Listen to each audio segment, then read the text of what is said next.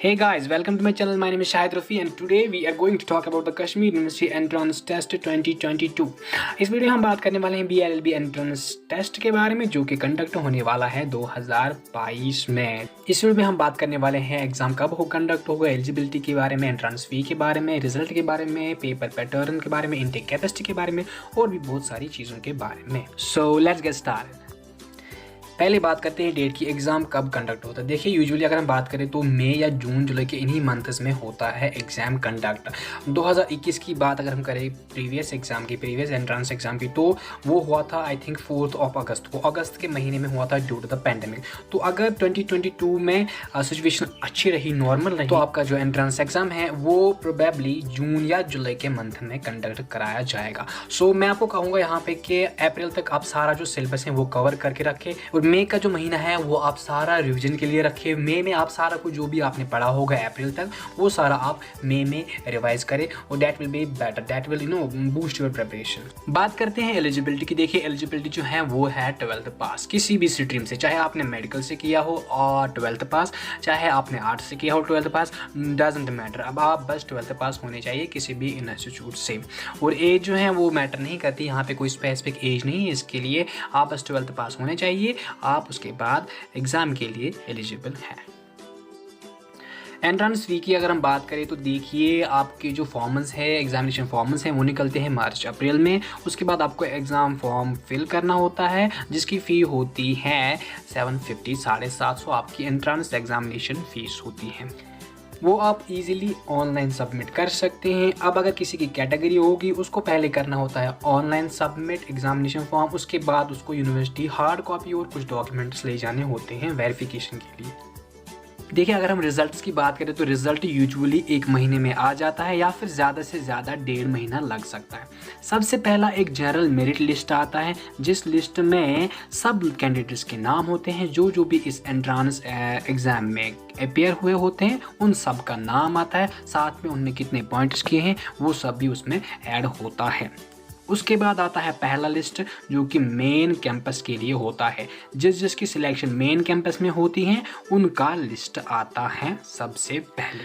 फिर self finance के लिए नोटिफिकेशन निकलती है। सेल्फ फाइनेंस में आपको जो है फ़ीस ज़्यादा होती है, आपको मेन कैंपस में ही सिलेक्शन होती है लेकिन उसका फ़ीस ज़्यादा होता है और साथ में उसमें भी मेरिट पे ही सिलेक्शन होती है। जिसके ज़्यादा पॉइंट्स होंगे वो अप्लाई करेगा सेल्फ फाइनेंस के लिए, फिर उसको ज़्यादा फ़ी भी भरनी पड़ती है लेकिन मेन कैंपस में ही सिलेक्शन होती है।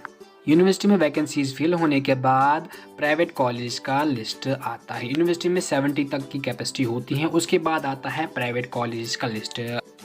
एग्जामिनेशन पैटर्न की बात करेंगे। देखिए अगर हम एग्जामिनेशन पैटर्न की बात करेंगे तो आपका जो एग्ज़ाम वो ऑब्जेक्टिव टाइप होता है, MCQ टाइप होता है। आपको टोटल जो पेपर में क्वेश्चंस होते हैं वो होते हैं 60। आपको चॉइसेस दी जाती हैं, ऑब्जेक्टिव होता है, क्वेश्चन होता है, उसके नीचे आपको मल्टीपल चॉइस 4 ऑप्शंस होते हैं, उसमें से राइट वन चूज़ करना होता है और उसको एनसर्कल करना होता है। आपका जो एग्ज़ाम है वो OMR बेस्ड होता है। आपकी जो आंसर शीट है वो स्कैन होती है OMR स्कैनर पर। बात करते हैं इनटेक कैपेसिटी की। देखिए इनटेक कैपेसिटी की हम बात करेंगे तो यूनिवर्सिटी ऑफ कश्मीर में मेन कैंपस में 71 स्टूडेंट्स को लिया जाता है जिसमें से 56 मेन होते हैं और 15 सेल्फ फाइनेंस के लिए होते हैं।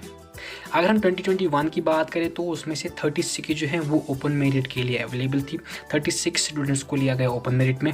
उसके बाद 20 जो है वो डिफरेंट कैटेगरीज के स्टूडेंट्स को लिया गया। ST के लिए 5 सीट्स अवेलेबल थी, RBA वालों के लिए 5, WUP वालों के लिए 2, CDP के लिए 1 सीट अवेलेबल थी, PSC के लिए 1 यानी कि जो फिजिकली डिसेबल्ड थे उसके लिए 1 सीट थी, OSG के लिए 1, SN के लिए 1, EWS के लिए 2 और PSP के लिए 2 सीट्स अवेलेबल थी। सो टोटल जो है वो 71 को मेन कैंपस में इस साल 2021 में लिया गया। और अगर हम प्राइवेट कॉलेज की बात करें तो प्राइवेट कॉलेज में 120, 100 मतलब वहाँ पे बहुत कैपेसिटी होती है लेकिन वहाँ पे मेरिट पे ही सिलेक्शन होती है। अब बात करते हैं कट ऑफ्स की, यानी कि कितने पॉइंट्स आपको चाहिए कश्मीर यूनिवर्सिटी में सिलेक्ट होने के लिए। यूजुअली अगर हम बात करें तो out of 60 20 to 25 cut off रहता है। अगर हम 2021 की बात करें तो कट ऑफ गया था 30, कट ऑफ 30 रहा था, क्योंकि मेरे ख्याल से पेपर ईजी था और स्टूडेंट्स ने बहुत अच्छा किया था, इसीलिए कट ऑफ रहा था 30 for open merit. Open merit के लिए 30 और अगर हम कैटेगरी वालों के लिए बात करें तो कैटेगरी का जो कट ऑफ होता है वो रहता है ओपन मेरिट से कम। वो डिपेंड करता है कि कैटेगरी वालों में से जो टॉप है, ज़्यादा स्कोर किया है, उसी पे वो कट ऑफ पर डिपेंड करता है। और प्राइवेट कॉलेजेस के लिए आपको मिनिमम 10 पॉइंट्स होने चाहिए, मिनिमम। जब पहला लिस्ट निकलता है तो कॉलेज में मेरे ख्याल से मैंने देखा है, जहाँ तक मैंने देखा है कि 10 पॉइंट्स पे सिलेक्शन हो जाती है, उससे कम पॉइंट्स पे भी हो जाती है, लेकिन जब वैकेंसी फिल ना हो तब। So that means main campus के लिए आपका कट ऑफ रहता है 20 to 25। और कैटेगरी के लिए फॉर एग्जांपल अगर मेन कैंपस का 20 कट ऑफ रहा हो तो कैटेगरी के लिए रहता है 18, 17, 15, 16, इट डिपेंड्स कि पेपर कैसा हुआ है। तो उसके बाद जो है प्राइवेट कॉलेज का लगता है मिनिमम जो है उसका 10 पॉइंट्स होने चाहिए, और फिर 15, 18, 17, 16 वो हो जाता है। केएलसी का ज़्यादा कट ऑफ रहता है, प्राइवेट कॉलेजों में से केएलसी का सबसे ज़्यादा कट ऑफ रहता है। Okay, let's talk about the fees structure. Fees structure जो होता है वो मेन कैंपस का रह जाता है 10 to 12,000 तक। डैट मीन्स एक साल के लिए एक सेमेस्टर का होता है, आई थिंक वही 5 to 6,000 एक सेमेस्टर का होता है। एक साल का होता है 12,000। और प्राइवेट कॉलेज की बात की जाए तो प्राइवेट कॉलेज में पहले 35 एडमिशन होता है, फिर होता है 15,000 हर एक सेमेस्टर का। डैट मीन्स 30,000 उनका हर साल का फ़ी रहता है। और अगर हम सेल्फ फाइनेंस की बात करें तो सेल्फ फाइनेंस वालों को पहले एडमिशन के टाइम 1 लाख भरना पड़ता है, वो 2 इंस्टॉलमेंटों में भरना पड़ता है उनको, पहले 50,000 फिर उसके बाद 50,000, और उनका फिर हर साल का फ़ी रह जाता है 12,000। डैट मीन्स पहले उनको 1 लाख भरना पड़ता है एडमिशन के लिए, एडमिशन फ़ी 1 लाख होती है, फिर हर साल 12,000 फ़ी होता है उनका। तो अब बात करते हैं सिलेबस की। तो सिलेबस में आपको सिंपली मैं कहूँगा आपको जनरल स्टडीज़ पढ़नी है, आपको जनरल नॉलेज पढ़नी है। जनरल नॉलेज में आपको 40 MCQs आते हैं, 40 क्वेश्चंस आते हैं।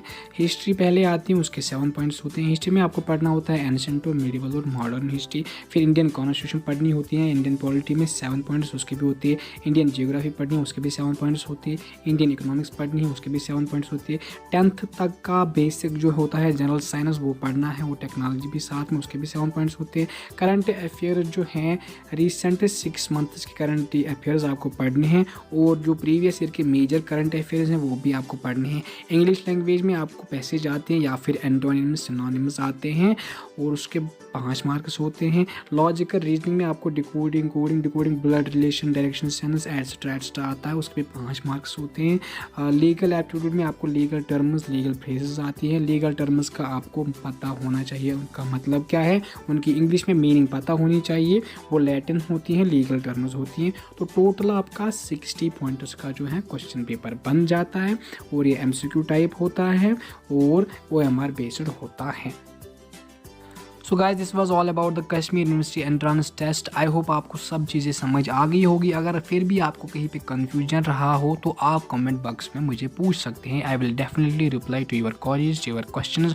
इसके अलावा अगर आपको कुछ और जानकारी चाहिए, कुछ और जानना हो, तो मैं डेफिनेटली आपके कमेंट्स का आंसर दूंगा। आप कमेंट करें, कमेंट बॉक्स में अपनी क्वेश्चंस पूछें, और इसके अलावा आपकी फीडबैक्स भी दे सकते हैं, सजेशंस भी दे सकते हैं, और आपको मेरा वीडियो कैसा लगा वो भी बता सकते हैं। इसके अलावा आप मेरे चैनल को प्लीज़ सब्सक्राइब करें और बेल आइकन को भी प्रेस करें, ताकि जब भी मैं दूसरी वीडियो डालूं तो आपको सबसे पहले उसकी नोटिफिकेशन मिले।